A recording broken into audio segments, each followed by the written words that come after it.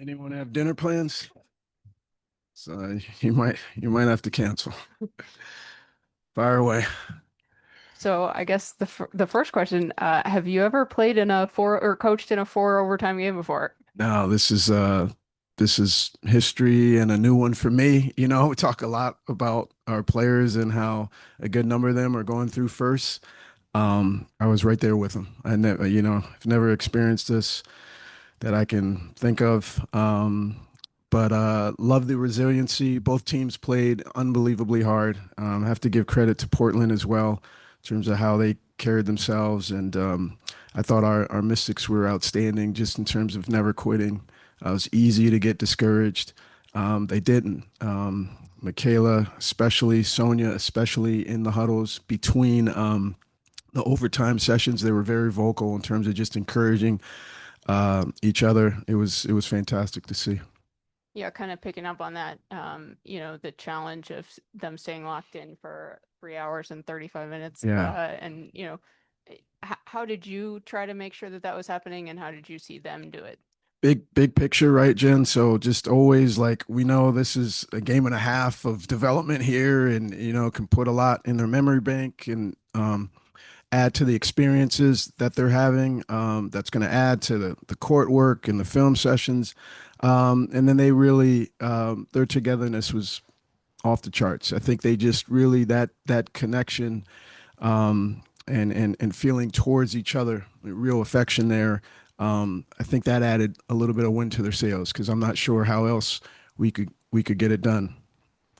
And looking at Alethea's minutes, 33, 45, some big steals, that loose ball that she dove for in whatever overtime that was, Yeah. how important were her minutes for her growth and for the team as a whole today? Yeah, we don't necessarily ever like signal, player of the game or anything like that, but we definitely gave her a shout out after the game. I mean, it just she has, from the moment she's gotten here, she's played like a warrior, and just and then is an outstanding teammate. They love her. And I think she really loves being here. And as she's growing and growing and seeing different schemes and all that, teams are throwing different stuff at her, so she had to, kind of watch and learn from that. But you call her number just like you call Lucy's number, just like you call Lauren's number, and so on. They not only step up, but their teammates celebrate their success, and that part there is pretty special. So very proud of our coaches in terms of continuing to work with everybody on the roster and helping them be sharp and ready. And then love the fact that our young Mystics, they just root for each other. They're really, really happy to see each other succeed. And then just last one real quick. Do you have an update on Georgia or on Sonia? It looked like she was came up limping there late. Yeah, Georgia knee, and just we'll evaluate that. And Sonia, I believe lower leg extremity, not 100%. But I know lower leg and being evaluated right now as well. So the pair of them, they'll get a good check in with the docs, and then we'll be able to give you something more down the road. Hey coach, Jalen Holmes with Double Tech Sports. So you just won the longest game in WNBA history. Yeah. And not only did you all win, but there was a career night for a lot of different players. What did you learn from your players tonight? Yeah, that they are going to stay tough and they're going to stay together, and that's something that we've asked from them from day one. And you see a game like this challenging the adversity, the ebbs and flows of the game, all of that stuff, and to be emotionally connected. Because they're also competitive and they're going to react to a play call or a tough shot or maybe a missed assignment. But to stay together instead of fracturing is it's just everything that I could ask for. So we are doing a ton of player development. We know that. We know these games are part of that growth, but to see how they go about their business, day in and day out, staying tough and together, that's a wonderful part. And if you can remember back to the first quarter, it was great ball movement. They were hitting shots, Yeah. big quarter for Michaela. But then, Fire went on a run Yep. and ended up taking that quarter. Why do you think that they were able to get the lead on you all in the first? I thought the ball stuck a bit, you know, and we had some turnovers there, and that's just, you know, we kind of know when we're able to limit turnovers. I know we finished with what's it 19, but we went a long stretch there, regulation minutes, where our turnovers were in check. But we got loose there with the ball in that second part of that first period. You're spot on, and that allowed them to do what they do, which is run and get threes. And then it was a it was a game from then on out. But I think when we keep those under control and limit that, we give ourselves a great opportunity. Hey, Coach, Well, congrats on the win. thank you. For earlier today, we were talking about defense. For those 4 overtime periods, can you just talk a little bit about the defense of the team where they didn't actually let Portland get too far ahead of them? Yeah, we not to give away everything that we do, but in practice we do a few things where we're trying to get stops before we allow ourselves to get out and transition and go. And so I think some of that I just kept imploring them that, you know, like, hey, we have these habits of like needing to defend before we can get out and transition. And I believe that builds a habit, you know, where, you know, everybody thinks about offensive execution, which is really important down the stretch, but there's also defensive execution. And a couple of times we weren't where we needed to be and didn't follow through. And other times we were as tough and gritty as we needed to be to at least get the stop and try to see what we could do on the other end. Nice. And Coach, Portland brought a lot of pressure. Like, they were able to press up high. Like, how are you guys able to kind of withstand that? Looked like it may have gotten you guys a little bit Yeah. with the turnovers, but how are you able to kind of deal with that pressure and kind of keep it going the entire Yeah, game? that's one of their strengths defensively is how much they're able to create turnovers, and so we knew that. You know, full court. I thought sometimes we weren't quite locked in, but when we threw a couple of different things in terms of press breaks, I thought we were better and kind of gave them some order. And then you know, I thought Alethea had some good moments of just kind of settling us down. Um, they also Portland ran and jumped a few times, which is something that we haven't seen a ton. So these are things that, like, you know, you just kind of got to go through. But make sure that, you know, we always want to have, when we're getting trapped, we always want to have like three options, and just sometimes it'll be over here, sometimes it'll be over there. Credit Portland, but I also thought that we pushed through and kind of got that under control to give ourselves shots down at the other end. Hey, Coach, 3-game win streak, 2-game loss streak, now back in the win column. Just what do you think shifted with that momentum? I mean, you talked about perseverance, but where does that put the team's growth thus far? Yeah, so I would say two things. Number one, this is a team, and these players have never, ever, ever stopped maxing out what we ask them to do in our gym. Whether that's on the practice floor in terms of our player development or in games, they're giving their all, absolutely everything. And I think I have the best job in the W. When you have players that give back, I would say in terms of results, game results. Um, Turnovers and free throws. You know, like if we can keep our turnovers down, if we can make our free throws because we're getting them, all right, we're number one in the league in terms of getting ourselves to the stripe. That gives us a reward that can put us in positions to be in games down the stretch. If we don't, then we, you know, kind of lose that one advantage getting to the free throw line. And then obviously we don't give ourselves shots at the rim, then you're chasing the game a lot. So that's kind of what we've seen in this last 5 or 6. There'll be other things, but if we can make free throws and we can limit turnovers, I think we have a chance to be our best selves, you know, night in and night out. Thank you.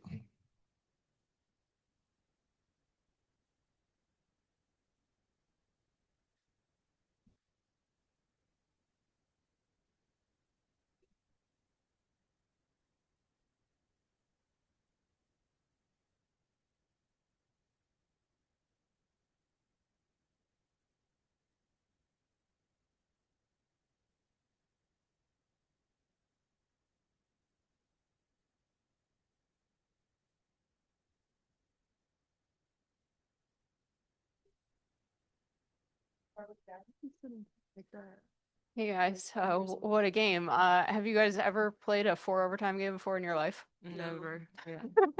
Didn't even know that was allowed. What went through your mind when the game finally ended? Thank goodness. Yeah. I- Just like grateful. I think we just did like a group hug. I don't think we even had energy to like yell, celebrate. It was just like a, Yeah. it's finally over. Sonia saw the bag of ice. How's your knee doing? It's good. Okay. Yeah. How did you guys, Sydney was just talking about how you guys were two of the loudest voices in the huddle down the stretch, helping keep the team going through 4 overtimes. How did you keep yourselves and your teammates locked in for a game that lasted 3 hours and 35 minutes? Oh my God. I mean, I think I usually don't ever shut up in timeouts.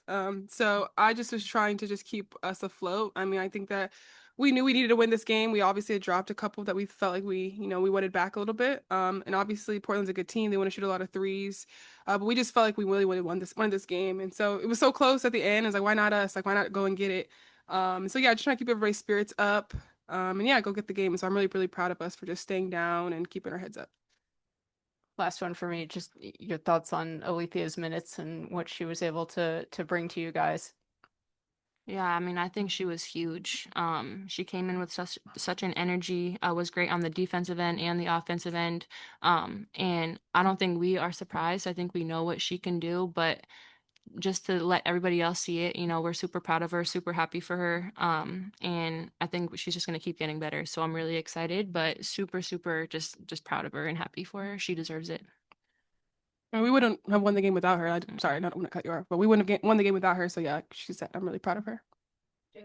That was a very exciting game. Both of you had like a career night, and it was just great to watch. In the fourth overtime, rightfully so, it was about a 2.5 minute drought in the first 2.5 minutes. And then Michaela, I believe, after late scored the bucket, you were able to go to the rim and score it. What were you all thinking in that moment in four overtime? I mean, as much as we could, just try to separate as much as we could. I didn't think the whole game, the whole overtimes. I think we were up maybe two or three the entire time. So just try to get as many buckets to separate a little bit and then get back on defense. I mean, they are really a really great team. They put a lot of pressure on us. When we were switching, and so it kind of forced us to get creative. But yeah, just get a bucket and go back and get a stop. Honestly, is the biggest thing that was on my mind. Hey, ladies, congrats on the win. Thank you. So Michaela, you have stepped into the biggest leadership role here. You have been consistent from game after game. How does that feel for you to have that consistency this season? I think in general, I pride myself on consistency. I think that it's looked a little bit different just in my roles in the WNBA, obviously with this team as well specifically. But yeah, I think I pride myself on just showing up authentically, just as myself. I think that especially being a leader, I think my teammates look for that as well. It's like if things are not going well, like I can be a steady voice for them, no matter what's going on, good, bad, or whatever it may be in the game. So for me, it's become a little bit more natural. But yeah, I think that my teammates, I really appreciate my teammates just being able to they take in what I say always, and they're super, super just receptive. So I really appreciate that. And then one last follow-up. Can you both just talk about the impact that Kiki and Cody both had on the game tonight? Yeah, Kiki's a beast. I was telling her, I was like, girl, we wouldn't have won if you didn't get all those rebounds. Like she was just kept us in plays, kept us in possessions. There was times where, there was two, three people hanging on her and like she was the one who came up with the ball. And so really just a tough player. And she obviously held her own in the post as well. But yeah, she's just such a vital piece for what we're trying to do and everything that we're trying to do. Obviously we lost her towards the end. But yeah, so important for her to come in and just do what she does. And then Cody comes in and immediate impact, being able to switch, 1 through 4, being able to be a force going down in the paint. Like she's somebody who people can't stop. And so coming in, even getting that crucial bucket towards the end, super important for us. Obviously, she had sat for like 20 minutes at that point, but it didn't even matter. She stayed ready. So I'm really proud of both of them, just being able to stay ready in every single moment. Yes. Just a quick one for both of you guys. You kind of take me through that last possession defensively, and like I know you said, kind of what your thoughts were after the shot didn't go in, but kind of your thoughts during that possession as you saw that look go up. I was a little nervous. It was, I Because think we were only up one at it that was, point. yeah, it was a good look. Hard shot, but I mean, I'm sure that's one that she makes often. So just happy it didn't go in. Yeah, honestly, I'm just thank God. Oh, sorry. Okay. Jay Lawson, 7 News. A question for both of you guys. Everybody scored points tonight. And a lot of you guys had career highs, I think, as somebody mentioned earlier. Just how important is that next man up mentality for every single person on this team? It's super important. I think that the WNBA is just about maximizing your opportunity. I feel like I've been in positions where I didn't play, and then I was, asked to do something that maybe I didn't think I was going to. And so that's what I've just told, especially our young players, like this is a league of opportunity. You just have to figure out how you're gonna maximize it every single day. And they come in, do their vitamins, super intentional with that, and they know that when their time comes, that they're always ready. And so saw that today. Georgia goes down, Alethea steps up. You see Cody comes in and she steps up, and so I'm just really proud of our young group just figuring it out in that way. Final question for me. How many ice baths you guys think you're gonna take tonight? A lot. A lot. Okay, guys, now 9-9 so far this season. Oh, by the way, Brandon Walker, Urban Media Today. Okay, a game like this, long overtime, historic game. How do you feel like that going through the fire like this will build a younger team like you guys for the rest of the season? I think it's just experience. I think for such a young team, the best way to learn is just going through it. And I think early on in the season, we had a lot of games that went into OT that, was decided by 1 or 2 possessions. And I think all of that just, helps us be better. We're kind of getting thrown into the fire, but again, I think that's the best way to learn. And I think we're just going to take this. Obviously, it's nice that we won, but just take this lesson and go forward. I think we'll just be better for it in the end. Thanks, guys. Thank you, guys. Oh, God. All right.